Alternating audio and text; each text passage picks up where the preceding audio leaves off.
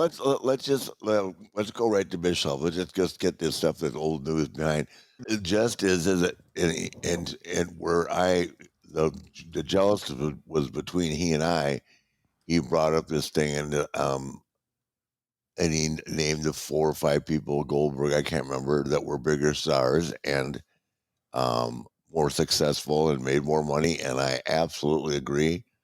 I mean, I'll just go so far as to say in the '90s, Ric Flair and the Horsemen were the shits. If that makes him feel better, my my my my whole thing started because he's in my documentary and what I can't figure out, and maybe after he watches it next Monday, which he will with the world, hopefully, he can explain to me why a guy that meant nothing to the company, according to him, had no value, was was replaced by so many different people, which I was, and I have no problem with that. Not paid nearly as well as any. I think I was like the 18th highest paid employee in the company. I've heard that figure. Why he chose me to make an example of, rather than someone like Scott Steiner or the guys that who didn't go to take drug tests, or why guys that didn't show up for house shows, just why pick me? And Scott Steiner's not the only one that didn't take a drug test. The guy just gave the finger to the doctor and walked out the door. Whoa. You remember somebody flipping the doctor off? I never heard that story. No, I mean, well, I don't mean literally. I mean, they just said no. Yeah. You hadn't heard the stories. Don't worry. That was that was the worst wellness program ever installed in any company. God. You felt like WCW's testing policy, whatever it was a joke? Absolutely was a joke. Guys didn't take it. Right. I was there. I watched them walk in and out. Why would they take it? You told the story last week about what he said about, what did he say about Hunter? Well, yeah, clearly that was in the WWE, but as the story goes, and Scott Steiner has told this story, that WWE wanted to drug test him, and he said, yeah, no problem. Just send a limo to my house, make sure Hunter's in it, and we'll go together. And that was the end of that. Yeah. Well, I don't know. It doesn't make a difference. I don't think he observed the rules there either, but he's not the only one. So, I mean, at WCW. Well, listen, any final words on Eric Bischoff before we move on and tackle some other topics today? No, I just said final words were, why would you, what purpose did it serve to make an example out of me? Right. And try and break me for taking my son to the AAU Nationals. I mean, for a secondary show called Thunder that nobody went to.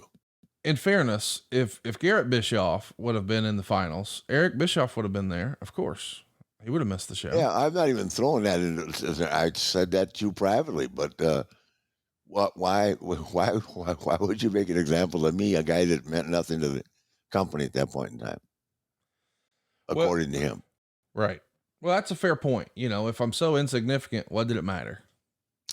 Exactly. Point well made. Yeah, Rick A slapped me on the finger, but not starve me for a year, take a year of my career away from me for going to the AU National with my son. Yeah. And now, just my final line will be, Eric, now you make a living. Thank God for my son-in-law, Conrad Thompson. Oh my goodness! Will you stop? That is the God's honest truth, and I don't care whether you say it. I know it for a fact. He'd be bankrupt again if it wasn't for. Oh, be nice. Hey, let's talk. I'm being nice. You asked me. I'm not saying anything bad. It's right there. I read his deal. He's been bankrupt. What the fuck? Listen, I've been on the verge of it. I know what it's like to be pushed that hard. I just didn't do it because I just, would have looked myself the next day and said, God damn, what have you done? But he did it. So.